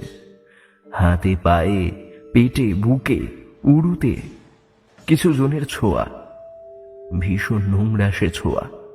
নিজেকে ভীষণ অপবিত্র মনে হচ্ছে ওর অন্তরাত্মা চাইছে এখান থেকে পালিয়ে যেতে, ছুটে বহু দূর চলে যেতে। কান্না পাচ্ছে তার। এরম অত্যাচার সহ্য করা যে কি ভীষণ কঠিন তার পক্ষে। কিন্তু আবার এক দ্বন্দ্ব, অন্তরাত্মা হেরে গেল এইবার। সাধিকা গুরুদেবের কথা মনে করে অনবরত মন্ত্রোচ্চারণ করে চলল।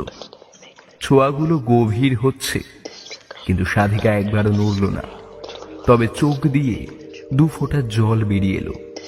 এটা অন্তরাত্মার চোখের জল। সে আজ অপারগ তার সম্মান বাঁচাতে। নিজের কর্তব্যবোধের কাছে হেরে গেছে। খানিক বাদে ছোঁয়ার তীব্রতা কমল। ধীরে ধীরে মিলিয়ে গেল সবকিছুই। স্বস্তির নিঃশ্বাস পড়ল। বুঝল সবকিছু সত্যিই মায়া, তা অপেক্ষা ছাড়া আর কিছুই নয়। এরপরে শোনা গেল এক নারী কণ্ঠ। ভয়ানক তার গলার স্বর, বুকটা ধরফর করে।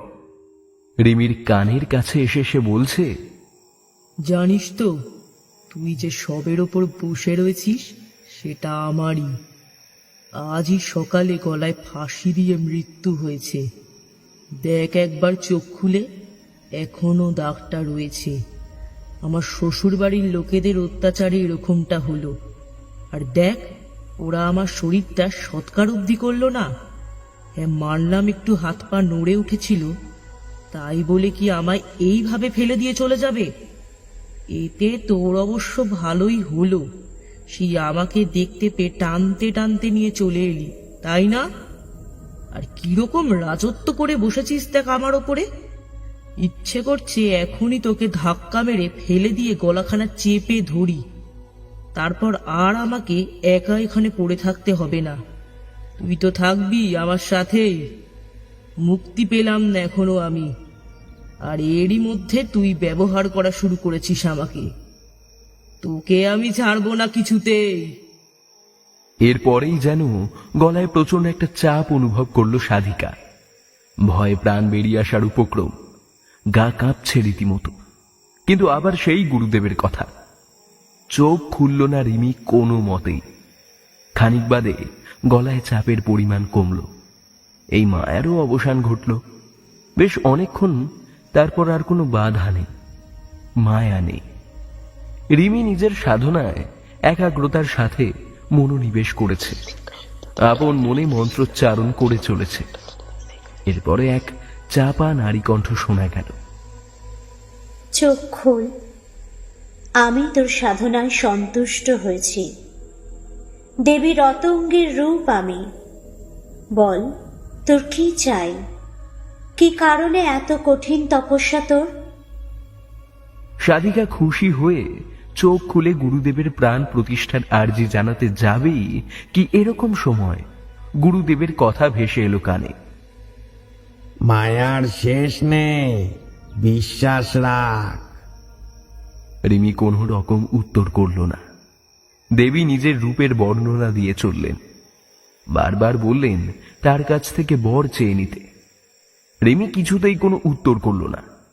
চোখ খোলা তো দূর, খানিক বাদে এই স্বরও মিলিয়ে গেল। এরপরে গুরুদেবের আওয়াজ কানে এলো, তুই পেরেছিস, পেরেছিস সব বাধা অতিক্রম করতে। যা, এইবার শেষ ধাপ, জানিয়ে আয় ওকে। এরপরেই ওর বলি দিয়ে আমার প্রাণ প্রতিষ্ঠার সূচনা কর। রিমি চোখ খুলল। আশেপাশে কেউ নেই আর। উঠে দাঁড়ালো। তারপরেই যেন একদিকে হেঁটে কোথায় একটা গেল। ওদিকে 3 জনে দেখেছে রিমি চুপচাপ এতক্ষণ বসেছিল। হঠাৎ ওকে উঠে যেতে দেখে ভীষণ সন্দেহ হলো ওদের। ঘড়িতে তখনও 12টা বাজতে 15 মিনিট মতো বাকি। কিন্তু রিমির এইভাবে উঠে চলে যাওয়াটা খুব একটা সুবিধের মনে হলো না ওদের। তাহলে কি রিমির পরিকল্পনা সফল, নাকি ভেস্তে গেছে সবই? আর্য দৌড়ে রিমির পেছনে ছুটতে যাবেই কি এমন সময় রিমিকে ফিরে আসতে দেখল ওরা। কিন্তু তারপর যা ঘটল তাতে কেউ ওরা আর থেমে থাকতে পারল না। ছুটে গেল রিমির দিকে। রিমি ফিরে আসছে, কোলে এক শিশু। কিছুটা এগিয়ে আসতেই মাথার ওপর যেন বাজ ভেঙে পড়ল প্রবীরের। মুখটা স্পষ্ট দেখা যাচ্ছে। বাচ্চাটা যে আর কেউ না, বরং মিঠি, প্রবীর আর শিপ্রার 1 বছর বয়সী কন্যা। বুকের ভেতরটা কিরকম ধক করে উঠল। কি করতে চায় রিমি? আসন্ন ভয়ঙ্কর এক বিপদের পূর্বাভাস। শিপ্রা কোথায়, কি অবস্থায় সে রয়েছে, মিঠি এখানে কি করে এলো, এসব ভাবতে ভাবতে হৃদস্পন্দন যেন দ্বিগুণ বেড়ে গেল। 12টা বাজতে তখনও দেরি, কিন্তু না, কোনো কিছু ভাববার সময় আর নেই এখন। তৎক্ষণাৎ তিনজনে ছুটে গেল ওই দিকেই। আর্য থলি থেকে একটা কৌটো বের করে তার মধ্যে থাকা গঙ্গা জল ছিটিয়ে দিল রিমির গায়ে। হঠাৎ এরকম কোনো ঘটনার জন্য অপ্রস্তুত থাকা রিমি চমকে উঠে তারপর ঝিমিয়ে মাটিতে বসে পড়ল মিঠিকে নিয়েই। মিঠি রীতিমতো চিৎকার করে কাঁদতে শুরু করেছে। প্রবীর তখন বাচ্চাটাকে ছিনিয়ে নিয়ে দূরে সরে গেল, চেষ্টা করল দৌড়ে পালিয়ে যাওয়ার। এরপরেই রিমির চক্ষু রক্তবর্ণ, হুঙ্কার দিয়ে উঠে প্রবীরের দিকে এগোতে থাকল। অনিক আর আর্য আটকানোর চেষ্টা করল, কিন্তু কোনো লাভ হলো না। রিমির শরীরে এখন অস্বাভাবিক জোর, শারীরিক শক্তিতে তার সাথে আর পারা যায় না। রিমির এক ধাক্কায় অনিক আর্য দুজনে ছিটকে দুপাশে গড়িয়ে পড়ল। তারপরে রিমির হাতের মধ্যে থাকা রুদ্রাক্ষের একটা মালা ছিঁড়ে আঙুল দিয়ে একটা করে রুদ্রাক্ষ ঘোরাতে ঘোরাতে বীর বীর করে কিছু মন্ত্র বলতে থাকল। তারপরে প্রবীরের পা যেন মুহূর্তের মধ্যে মাটির সাথে আটকে পড়ল। নিজের সর্বশক্তি দিয়েও পা কিছুতেই নাড়াতে পারছে না। গোটা শরীর ঘেমে স্নান শীতের মধ্যে, আর ওদিকে হাত পা কাঁপছে। নিজের জন্য তার কোনো ভয় নেই, ভয় শুধু ওই দুধের শিশুটাকে নিয়ে। মিঠি রিমির হাতে পড়লে মহা বিপদ। পরিকল্পনা মতো রিমির কার্যসিদ্ধির জন্য মিঠিকে বলি দিতে তার হাত একবারও কাঁপবে না। প্রবীর চিৎকার করে গেল অনবরত সাহায্যের জন্য। আর্য আর অনিক ওদিকে মাটিতে পড়ি, শরীরে আর এক ফোঁটা জোর পাচ্ছে না উঠে দাঁড়ানো। এর মধ্যেই আর্য পুটলি থেকে একটা লাল সুতো বার করে হাতের মুষ্টির মধ্যে শক্ত করে ধরে মন্ত্র পড়তে শুরু করল। আর তারপরেই মাটিতে বসে বসেই রিমির দিকে এগোতে শুরু করল। শরীরের দুর্বলতা একটু কাটছে, কষ্ট করেই উঠে দাঁড়ানোর মতো সামর্থ্য হয়েছে এখন। তারপরেই খুঁড়িয়ে খুঁড়িয়ে রিমির কাছে গিয়ে বাম পাটা একটা হাত দিয়ে শক্ত করে জড়িয়ে ধরে ডান পায়ে লাল সুতোটা বেঁধে দিল। রিমি চিৎকার করতে শুরু করেছে, পা দিয়ে বারবার লাথি মারছে আর্যর হাতে, কুচলে দেওয়ার চেষ্টা শুরু করলো। আর্যর হাত দিয়ে রীতিমতো রক্ত বেরোনো শুরু হয়েছে, কিন্তু তাও আর্য কোনো মতেই হাতটা ছাড়ল না। লাল সুতোর কথা আর্য নিজের দাদুর থেকে জানতে পারে তার জীবিত অবস্থা। মন্ত্রপুত এই সুতোর বৈশিষ্ট্য, এই সুতো যখন কোনো পৈশাচিক অশুভ শক্তির সংস্পর্শে আসে তখন সেই শক্তির তীব্রতা সাময়িক হ্রাস পায়, তবে তা নিতান্তই অল্প সময়ের জন্য। নিয়ম মতো রিমির শক্তিও হ্রাস পেয়েছে। জলের মাছকে ডাঙায় এনে ফেললে তার যেমন অবস্থা হয়, রিমিরও এখন ঠিক সেই অবস্থা। ক্রমশ ছটফট করছে রিমি। অনেক মন্ত্র পড়তে শুরু করল, কিন্তু কোনো লাভ হলো না। শেষ উপায় গুরুদেব, কিন্তু সাহায্যের জন্য তার নাম জপ করেও আর কিছুই লাভ হলো না। আর্য আর দেরি না করে সেই অবস্থাতেই রিমিকে আটকে রেখে অনিককে ডাকল। অনেক অনেক, এদিকে এসো, তাড়াতাড়ি এসো অনেক। অনেক ছুটে এলো, কিন্তু প্রবীর তখনও আবদ্ধ। কার্যত আর্যর কথা মতো অনেক প্রবীরদার কোল থেকে মিঠিকে তুলে নিয়ে শ্মশান থেকে বাইরের রাস্তার দিকে ছুটতে শুরু করলো। রিমি অনেক হুঙ্কার দিলেও আর কোনো লাভ হলো না। খানিক সময় বাদে রিমি অনুভব করলো ওর বন্ধন ক্রমশ লুপ্ত হচ্ছে, শরীরে আবার যেন শক্তির সঞ্চার ঘটছে। তারপরেই বা পাটা একবার তুলে ঝাড়তেই আর্য ছিটকে দূরে গিয়ে পড়ল। আবারও রিমির গায়ে পৈশাচিক এক শক্তি। একটা রুদ্রাক্ষ হাতের মালা থেকে ছিঁড়ে বার করে মন্ত্র পড়তে শুরু করল। তারপর আর্য পাথরের মতো যেরকম অবস্থায় মাটিতে ছিটকে ছিল সেরকম হয়েই পড়ে রইল। বারবার করে প্রবীর আর আর্য চিৎকার করে রিমিকে বোঝানোর চেষ্টা করলো যে এসব তার কর্ম নয়, সে কোনো সাধিকা নয়, সে একজন সাধারণ নারী। তার মধ্যে যে শক্তির সাধনা সে করছে সেই শক্তি অশুভ, বিনাশের প্রতীক। তাতে কারোর মঙ্গল তো হবেই না, বরং জীব জগতের ক্ষতিই হবে। এরপরেই রিমি আবার সেই আসনে গিয়ে বসল। মাটি দিয়ে দুটো পুতুল বানিয়ে একবার করে ছাই ওদের উপর ফেলে তারপর একবার কাঠি দিয়ে ফুটো করতে শুরু করলো পুতুল দুটোর গায়ে। চিৎকার করে গর্জন করে উঠল, তোদের জন্য আজ আমার তপস্যায় বিঘ্ন ঘটল। আমাকে প্রায়শ্চিত্ত করতে হবে, আর তার জন্য তোদের আমি শাস্তি দেব। তোদেরও বোঝা দরকার, কোনো সাধিকার সাধনায় বিঘ্ন ঘটালে কি হতে পারে। বলেই একটা কাঠি বসিয়ে দিল ডান পাশের পুতুলে। আর তৎক্ষণাৎ চিৎকার করতে করতে প্রবীর মাটিতে বসে পড়ল। হাতের কাছটায় দেখা গেল গল গল করে রক্ত বেরোচ্ছে। এরপরে আবার আরেকটা কাঠি বসলো বাম পাশের পুতুলে। সাথে সাথে চিৎকার করে উঠল আর্য। পা থেকে রীতিমতো রক্ত বেরোচ্ছে। বার কয়েক এরকম করার পর আর্য আর প্রবীরের গোটা শরীর ক্ষত বিক্ষত হয়ে গেল। কখন যে প্রাণটাও চলে যাবে তার কোনো ঠিক নেই। উপুর হয়ে মাটিতে পড়ে রইল দুজনে। রিমির বাঁধন তখন আলগা, তবে ওদের শরীরে আর উঠে দাঁড়ানোর অব্দি জোর নেই। আর্য নিজের পুটলি থেকে এক একটা সরঞ্জাম বার করে রিমিকে আটকানোর চেষ্টা করে গেল, কিন্তু সমস্ত কিছুই ব্যর্থ। রিমি এখন যেন অজেয়, কোনোভাবেই ওকে হারানো তো দূর, সাময়িকভাবে আটকানো অব্দি যাচ্ছে না। রিমি আবার চোখ বন্ধ করে সাধনা শুরু করলো। সামনের থালায় রাখা ছাই মন্ত্রোচ্চারণের সাথে সাথে 3 বার উপরের দিকে ছুঁড়ে দিল।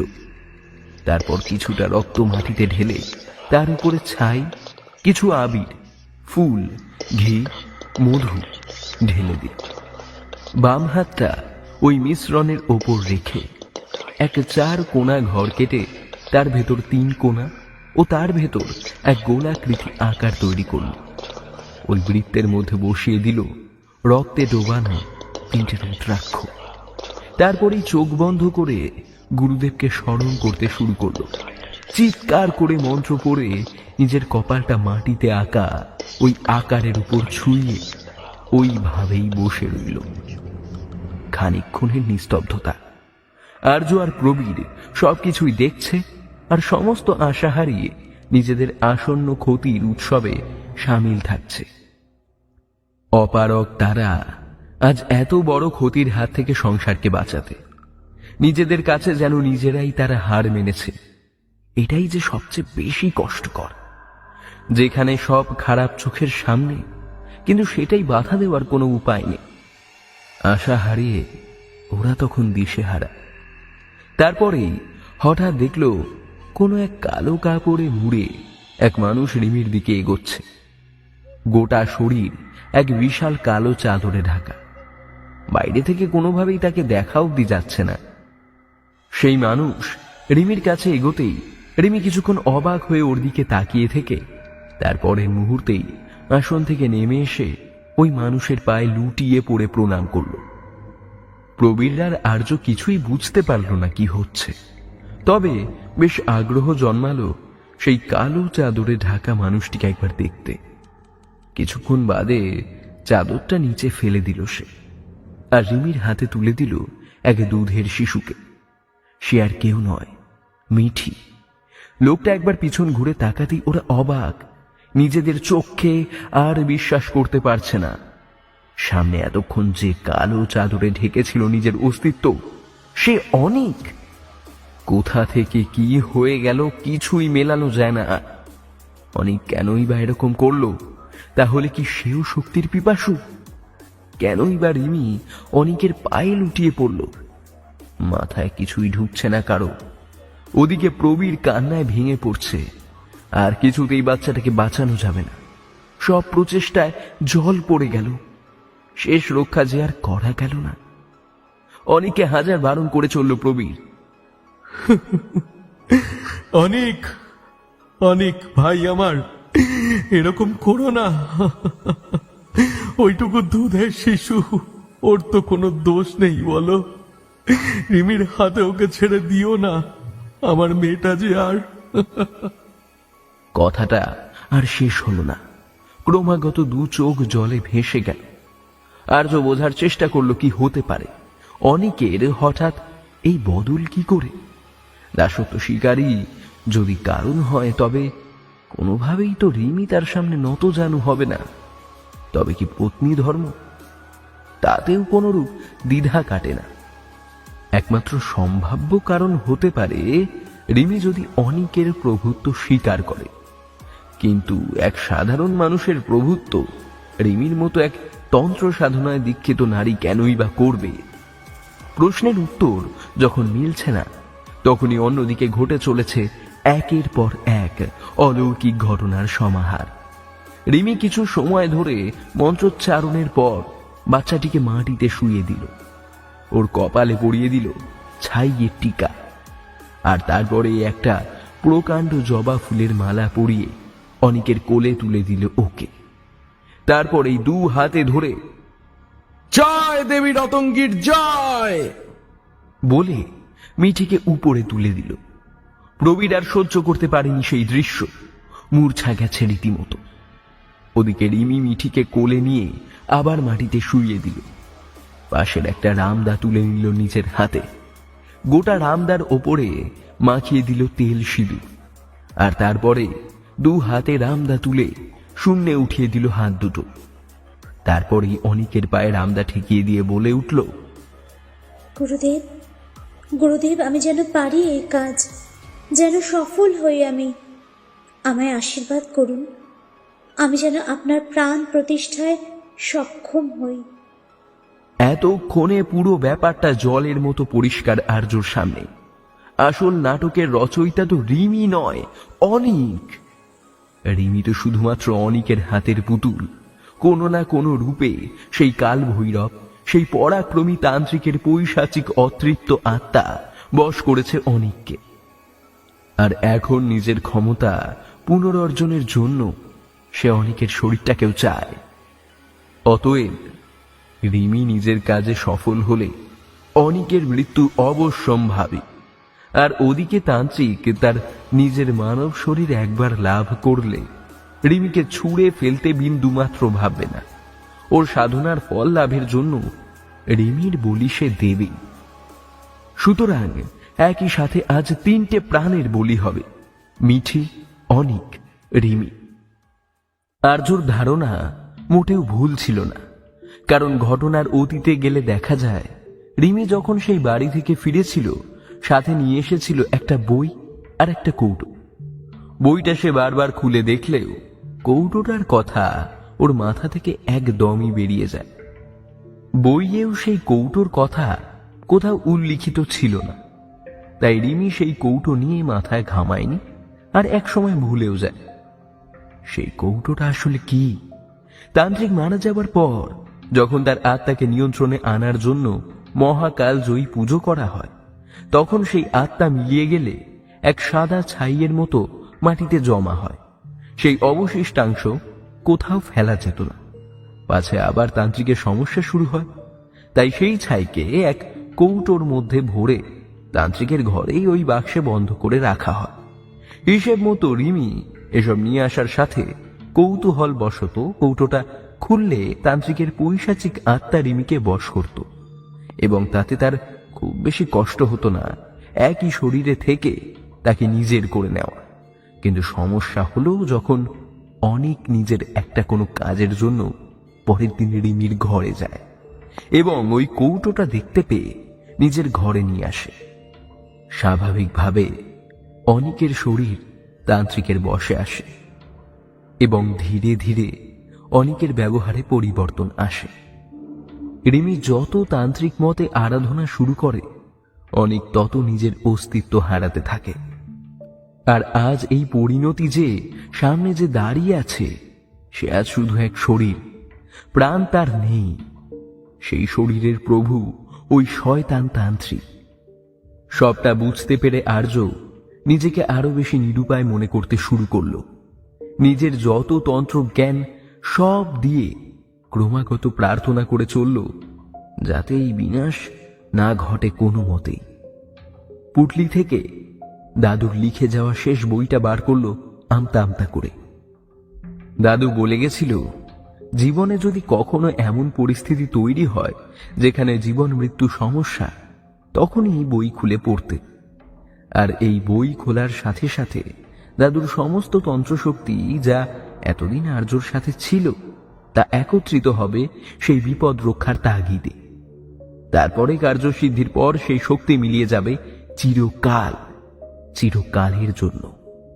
তাই খুব সাবধানে বিচক্ষণতার সহিত এই বইকে কাজে লাগাতে হবে, অন্যথা সর্বস্ব হারাবে। এর আগেও অনেক বড় সমস্যার সম্মুখীন আর্য হয়েছে। ইচ্ছে থাকলেও কখনো বইয়ের সাহায্য নেওয়ার কথা সে ভাবেনি, কিন্তু এইবার সে জানত এই সমস্যার থেকে বেশি প্রাধান্য আর কিছু পেতে পারে না। নিজের জীবনের তোয়াক্কা সে করে না, কিন্তু একসাথে 3টে প্রাণকে সে কিছুতেই শেষ হতে দেবে না, অন্যথা আর কোনো উপায় রইল না। অগত্যা বইটা 3 বার কপালে ঠেকিয়ে দাদুকে স্মরণ করে কিছু মন্ত্র পড়ে মাটিতে বসে পড়ল আর্য। তারপর এই বই খুলে পড়তে শুরু করল, আর সাথে যা যা মন্ত্র রয়েছে ক্রমাগত পড়ে চলল। রিমি ওদিকে নিজের সাধনায় আবার বসেছে, বলির ব্যবস্থা করে কিছু জপ করে চলেছে। প্রবীর নিজের জ্ঞান ফিরে পেয়ে কান্নায় ভেঙে পড়ে ভিক্ষা করে চলেছে রিমির কাছে। রিমি, রিমি, এরকম করো না বোন। তোমার সামনে যে আছে সে এক মায়াবী পাষণ্ড, অনেককেও মেরে ফেলবে, তোমাকেও ছাড়বে না। তোমার একটা ভুল আমাদের সবার জীবন শেষ করে দেবে রিমি। তুমি কোনোদিন সাদিকা ছিলে না। নিজের অন্তরাত্মাকে জাগাও রিমি, জাগাও। রিমি কোনো কথাই কানে দিল না। জপ শেষে রামদা ওপরে তুলে নিয়ে মিঠির গলায় এক কোপ মারবেই কি এমন সময় প্রবীরদার একটা কথা কানে এসে যেন বিঁধল। ওই বাচ্চাটার দিকে একবার তাকাও রিমি, ও তো নিষ্পাপ, ওই পৃথিবীর ভালো খারাপ কিছু জানে না। ওর প্রতি তোমার একটু মায়া আনো রিমি, রিমি। রিমির হাতটা কিরকম যেন থমকে গেল। অনেক বারবার কোপ মারতে বললেও ও ওখানেই আটকে গেল। আর ওদিকে আর্য সমস্ত সমাধান খুঁজে পেয়েছে ইতিমধ্যেই। বইয়ে লেখা মন্ত্র পড়ে সেই অনুযায়ী দাদুর তন্ত্রের সঙ্গে সম্বন্ধিত সমস্ত কিছু বইয়ের সাথে নিয়ে তাতে আগুন ধরিয়ে রিমি আর অনিককে লক্ষ্য করে ছুঁড়ে দিল। মুহূর্তের মধ্যে আগুনের এক বলয় তৈরি হলো ওদের চারপাশে। তবে আগুন ওদের কাউকে স্পর্শ অবধি করল না। দুজনে লুটিয়ে পড়ল মাটিতে। আগুন নিভে এলে উদ্ধার করে আনা হলো ওদের দুজনকে। শিপ্রা সারা রাত ধরে কান্নাকাটি করে এক অবস্থা। নিজের মেয়েকে আবার করে ফিরে পাওয়ার কোনো আশা সে রাখেনি, তবে মিঠিকে আবার সুস্থ অবস্থায় দেখতে পেয়ে সে যেন পুনরায় জীবন ফিরে পেল। পরদিন সকালে জ্ঞান ফিরল অনিক এবং রিমির। এতদিন কি হয়েছে, কত কি ঘটে গেছে তার বিন্দুমাত্র আভাস তাদের নেই। সব যেন স্বপ্ন স্বপ্ন লাগছে। প্রবীরদা রিমি আর অনিককে ওই বাড়ি থেকে সরিয়ে নিজেদের ঘরে এনে রাখে কিছুদিন। তারপর শুদ্ধিকরণ হলে ওখানে ওরা ফিরে গেলেও খুব বেশি দিন থাকেনি, ফিরে যায় আবার কলকাতায়। মাঝের কিছুদিন অনেক রিমির স্মৃতি থেকে লুপ্ত। হালকা হালকা আভাস পেয়েছে চেনা মানুষদের থেকে ঠিকই, কিন্তু তাদের জীবনে কত ভয়াবহ রোমাঞ্চকর ঘটনা ঘটে হারিয়েও গেছে তাদের তা ধারণার বাইরে। তারপর আর কখনো ওই জায়গা থেকে তান্ত্রিকের সমস্যার কথা শোনা যায়নি। আর্য নিজের দাদুর থেকে প্রাপ্ত সব তন্ত্রশক্তি সেদিন বিসর্জন করে। তারপর আর সেই দিকে ঘুরেও তাকায়নি। তন্ত্রের সাধনা কতটা ভয়াবহ বা মারাত্মক হতে পারে সেটা সে এখন জানে। আর হ্যাঁ, রিমি আর অনিক এখন ভালোই আছে। দুটো অপরিচিত মানুষের মতো যারা বাড়ি ছেড়েছিল তারাই যেন একে অপরের প্রাণ প্রিয় হয়ে বাড়ি ফিরে এসেছিল। বাড়ির লোকের যদিও এই নিয়ে কৌতুকের শেষ ছিল না। এমন অভাবনীয় ঘটনা কি করে ঘটল তা জানার আগ্রহ তারা হামেশাই প্রকাশ করে, কিন্তু এই নিয়ে গোড়া থেকে শেষ অবধি বলতে পারেনি ওরা। আসলে বলা যায় না, ভালোবাসা কখন যে কিভাবে হয়ে যাবে তা কেই বা জানে। আর কথায় আছে না, ভালোবাসাই হলো সবচেয়ে বড় তন্ত্র।